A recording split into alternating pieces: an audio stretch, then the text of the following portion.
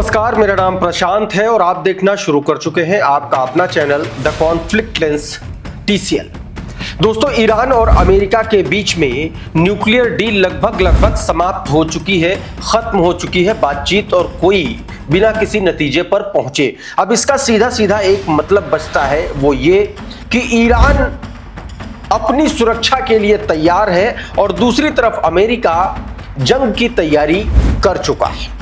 हालात ये है, कहा जा रहा है कि 72 घंटों के भीतर अमेरिका ईरान पर कोई बड़ा हमला कर सकता है। इस तरीके की रिपोर्ट्स आ रही हैं, इस तरीके की खबरें आ रही हैं। लेकिन उससे पहले ईरान की कैसी तैयारी है, ईरान क्या कर रहा है, उस पर बातचीत करेंगे। आपको बताएंगे कि सऊदी अरबिया, ओमान, कतर, ये जो देश हैं, ये अमेरिका के साथ किस तरीके से ब्लैक शीप वाली स्थिति में है ईरान के खिलाफ, उसको लेकर के एक बड़ी तैयारी निकल के सामने और इसको एक्सपोज किया है चाइनीज सैटेलाइट ने।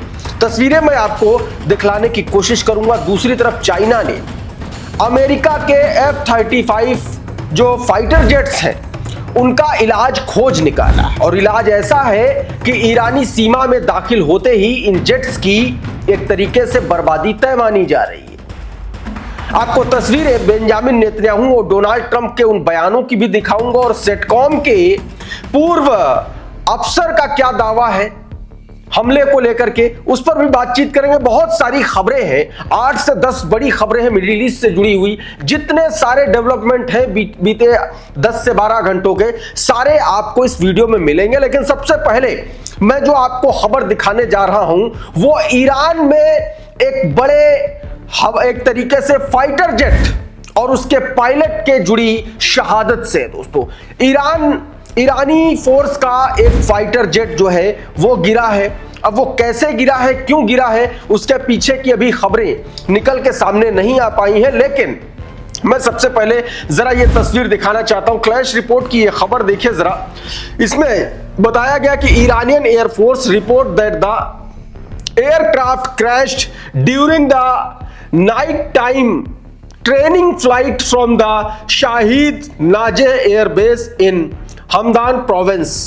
One pilot was killed and the second survived. The aircraft type was not specified. तो F-4 fighter jets are known to be based on the airbase। इस तरीके से दोस्तों यह खबर बताई गई। इसमें बताया गया कि रिपोर्ट्स ये बता रही हैं कि ईरानी वायुसेना के हमदान प्रांत में शहीद नाजे एयरबेस में रात में उड़ान के दौरान, प्रशिक्षण के दौरान, क्योंकि लगातार सक्रियता है, हर एयरबेस पर सक्रियता है, इस दौरान एक विमान हादसा हुआ। विमान जो है वो दुर्घटनाग्रस्त हुआ और इसमें एक पायलट की शहादत हो गई है, जबकि दूसरा जो है वो सरवाइव कर गया है। विमान के प्रकार की आधिकारिक पुष्टि नहीं हो पाई, हालांकि इस एयरबेस पर F-4 फाइटर जेट तैनात होने की खबरें सामने आ रही हैं। दूसरी तरफ दोस्तों, ईरान के इंटेलिजेंस सिस्टम ने एक तरीके से ईरानियन मिलिट्री जो है, ईरान का जो इंटेलिजेंस है वो बता रहा है, उसकी तरफ से दावे किए जा रहे हैं। रिपोर्ट्स में यह बताया जा रहा है कि अगले 72 घंटों में ईरान पर अमेरिका एक बड़ा हमला कर सकता है। देखिए, इस तरीके से वीडियोस लगातार जारी किए जा रहे हैं ईरान की तैयारियों को लेकर के।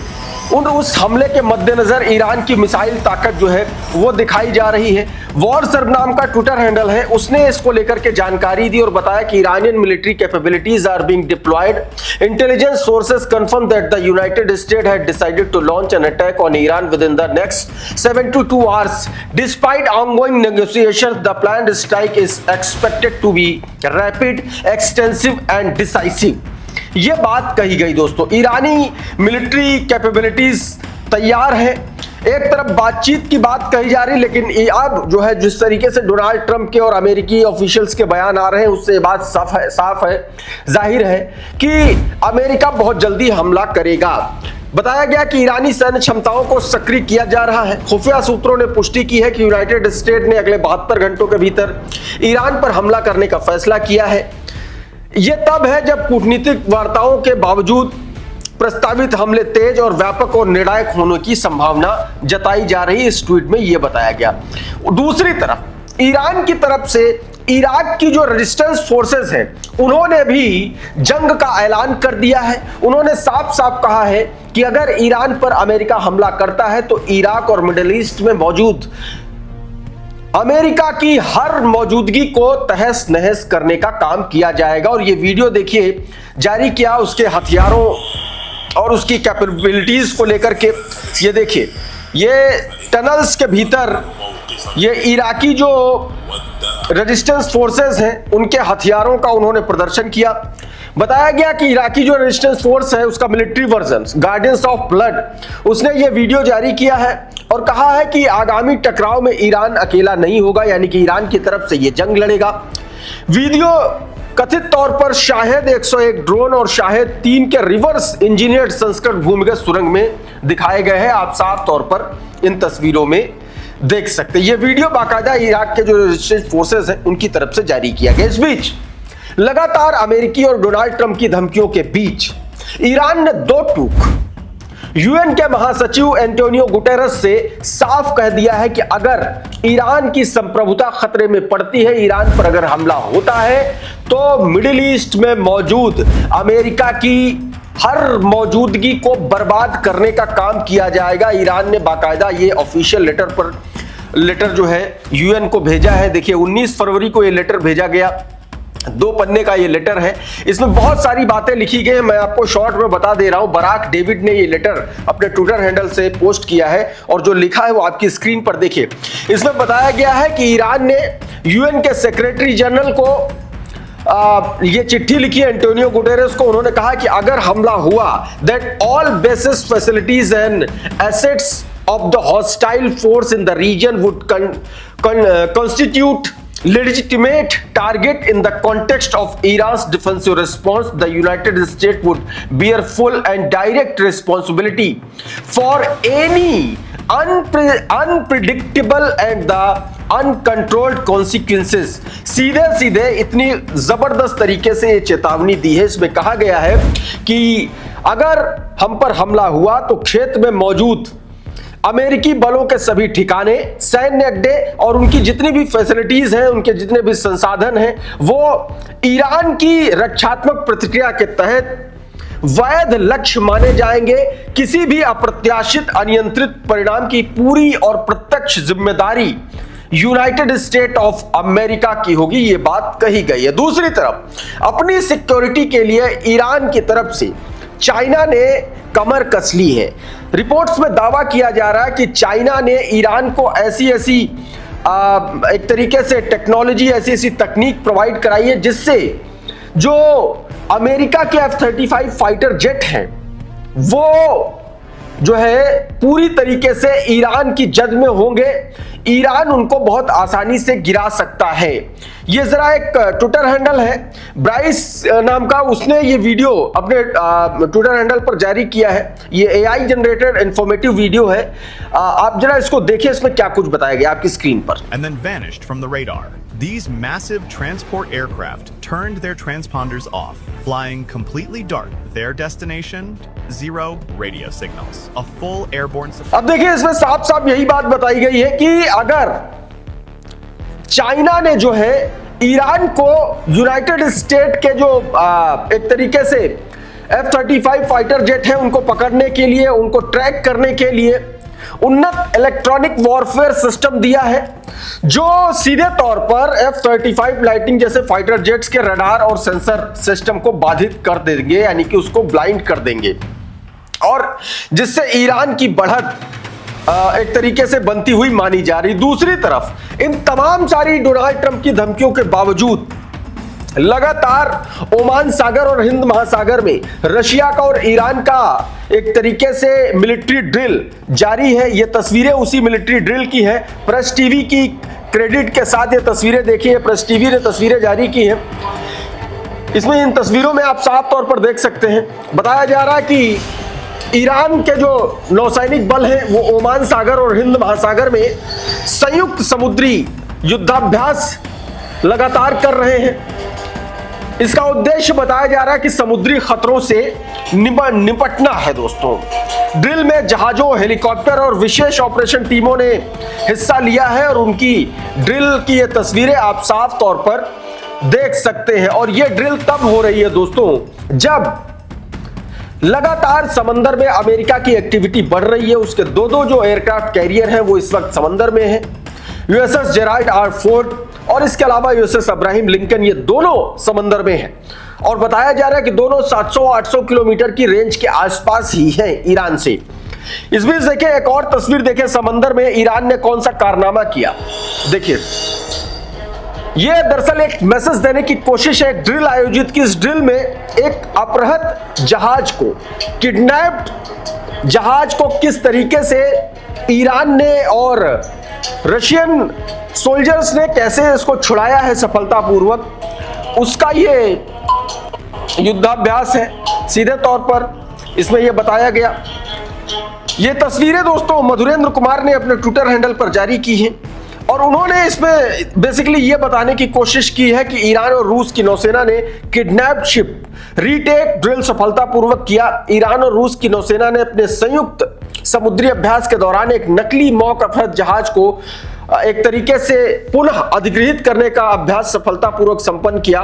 इस अभ्यास से दोनों देशों के विशेष ऑपरेशन दस्तों और युद्धपोतों ने मिलकर के समुद्री सुरक्षा और संयुक्त संचालन क्षमता का प्रदर्शन किया, ये बात कही गई।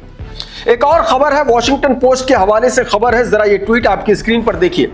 इसमें बताया गया, वॉशिंगटन ये कह रहा है Trump is ready to start an expanded military strike against Iran.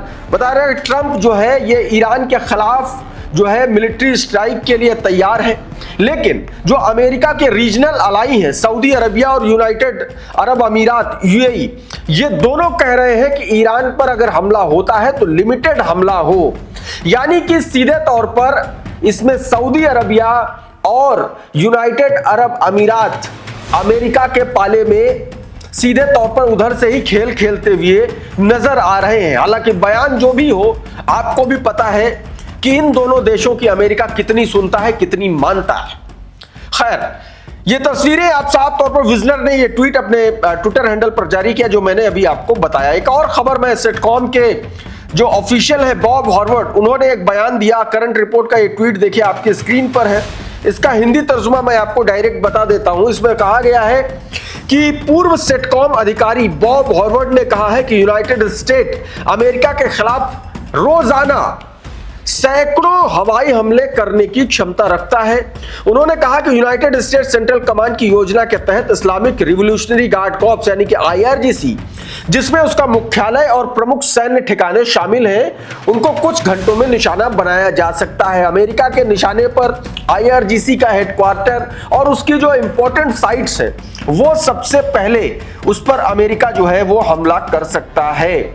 इसमें यह बात दोस्तों दावा किया गया है, यह बात कही गई। उधर रेयान रोज़बियानी की तरफ से भी एक ट्वीट आया है इसी को लेकर के। इसको थोड़ा सा और एक्सपेंड वर्जन में देखिए। रेयान रोज़बियानी देखिए क्या लिख रहे हैं, आपकी स्क्रीन पर यह ट्वीट देखिए। इसमें क्या बताया गया है, इसमें 2-4 बातें बहुत इंपॉर्टेंट बताई गई है। पहला बताया गया कि शुरुआती चरण में यानी कि फर्स्ट फेज में, हमले के फर्स्ट फेज में यूएस जो है पहली रणनीतिक मिसाइल ठिकानों और लॉन्चरों को निशाना बना सकता है, जिसे अमेरिकी बलों और इजराइल के लिए सबसे तत्कालिक खतरा माना जा रहा है। दूसरे में आईआरजीसी का मुख्यालय और कमांड नोड्स भी हो सकते हैं, न कि नागरिक बुनियादी ढांचा। और तीसरा, वाइस एडमिरल सेवानिवृत्त बॉब हॉवर्ड का यह कहना है कि आधुनिक अमेरिकी टारगेटिंग सिस्टम प्रतिदिन सैकड़ों हमले करने में सक्षम है, जबकि पिछली लड़ाइयों में यह संख्या 40 से 50 के आसपास थी। यानी कि एक तरीके से आप यह कह सकते हैं कि अमेरिका ने ईरान पर जहां जहां हमले करने हैं, शायद उनकी एक लिस्ट, उनके टारगेट्स जो है अपने फिक्स कर लिए। इस बीच अमेरिका को एक झटका जो है दिया ब्रिटेन ने कहा कि उसका जो आरएफ बेस है, वो अपने आरएफ बेस का इस्तेमाल ईरान पर हमले के लिए अमेरिका को करने की इजाजत नहीं देगा। मधुरेंद्र कुमार ने ट्वीट लिखा है, बताया कि ईरान पर हमले के लिए आरएफ बेस के इस्तेमाल पर ब्रिटेन ने रोक लगाई है। द टाइम्स की रिपोर्ट के मुताबिक ब्रिटेन ने अमेरिका को ईरान पर संभावित सैन्य कार्रवाई के लिए रॉयल एयरफोर्स आरएफ ठिकानों के इस्तेमाल की अनुमति नहीं दी है। सूत्रों के अनुसार लंदन को आशंका है कि ऐसी कार्रवाई अंतरराष्ट्रीय कानून का उल्लंघन मानी जा सकती है, जिससे ब्रिटेन कानूनी और कूटनीतिक जोखिम में आ सकता है। यह कदम ऐसे समय में सामने आया जब मध्य पूर्व में तनाव चरम पर है और अमेरिका ईरान के बीच युद्ध की चिंगारी कभी भी भड़क सकती है। और अब सऊदी अरबिया का एक कांड आपको दिखाता हूं, जरा ये तस्वीरें देखिए। सऊदी अरब में बेस में किस तरीके से अमेरिकी एक तरीके से फाइटर जेट्स की तैनाती की गई है, ये इसकी गवाही दे रही है। देखिए इन तस्वीरों में, देखिए रिपोर्ट्स के अनुसार चीनी सैटेलाइट ने ये तस्वीरें खींची है और बताया जा रहा है कि सऊदी अरबिया जो है संभावित संघर्ष में ईरान के खिलाफ भूमिका निभा सकता है। तस्वीरों में बताया गया कि सऊदी अरब में यूनाइटेड स्टेट वायुसेना के 13 टैंकर विमान तैनात हैं जो हवा में ही रिफ्यूलिंग करते हैं। इसके अलावा बोइंग E-3G सेंट्री और 5 लॉकहीड C-130 हरकुलिस विमान भी मौजूद है। यानी कि सऊदी अरबिया को एक तरीके से अमेरिका ने अपना ठिकाना बना रखा। इस बीच कतर में भी B-2 बॉम्बर्स की तैनाती, B-52 बॉम्बर्स की तैनाती अमेरिका ने कर दी है। ताजा तस्वीरें देखिए निकल के सामने आई हैं। बताया जा रहा है कि अमेरिका ने परमाणु क्षमता वाले B-52 स्ट्रैटोफोर्टिस बमवर्षक विमानों को कतर के अल उदीद एयरबेस पर तैनात कर दिया गया है। यह बेस अमेरिकी सेंट्रल कमांड के प्रमुख फॉरवर्ड मुख्यालय है और ईरान की भौगोलिक पहुंच से बेहद करीब माना जा रहा है। यानी कि जंग की हर तरफ से तैयारी जो है वो ईरान ने कर रखी है। इस बीच डोनाल्ड ट्रंप का बयान आया। डोनाल्ड ट्रंप ने साफ साफ कहा कि अब ईरान के लिए हमारे साथ उस रास्ते पर चलने का समय है जो हम कर रहे हैं उसे पूरा करेगा, और अगर वो हमारे साथ आते हैं तो ये बहुत अच्छा है और अगर वो नहीं आते हैं तो भी बहुत अच्छा है। लेकिन अब ये बहुत अलग रास्ता होगा। वो पूरे इलाके की स्टेबिलिटी को खतरा नहीं पहुंचा सकते। उन्हें एक डील करनी होगी। अगर ऐसा नहीं करते तो शायद मैं समझता हूं, और अगर ऐसा नहीं होता है तो नहीं होता। यानी कि सीधे तौर पर जंग की बात डोनाल्ड ट्रंप करता हुआ नजर आ रहा है। अब दोस्तों एक और खबर मैं आपको बताऊं कि दरअसल डोनाल्ड ट्रंप की तरफ से क्या कुछ चल रहा है। ये ग्लोबल सर्विलांस का ये ट्वीट देखिए आपकी स्क्रीन पर है। इसमें क्या बताया गया, अमेरिका किस तरीके की तैयारी कर रही है और अमेरिका क्यों बच रहा है हमला करने से लगातार, ये दरअसल इसमें बताने की कोशिश की गई। बताया गया कि कई वरिष्ठ अमेरिकी राष्ट्रीय सुरक्षा अधिकारियों ने चेतावनी दी है कि सिर्फ वायु यानी कि एयर स्ट्राइक के माध्यम से ईरान के शासन को बदलना, ईरानी रिजीम को बदलना संभव नहीं होगा।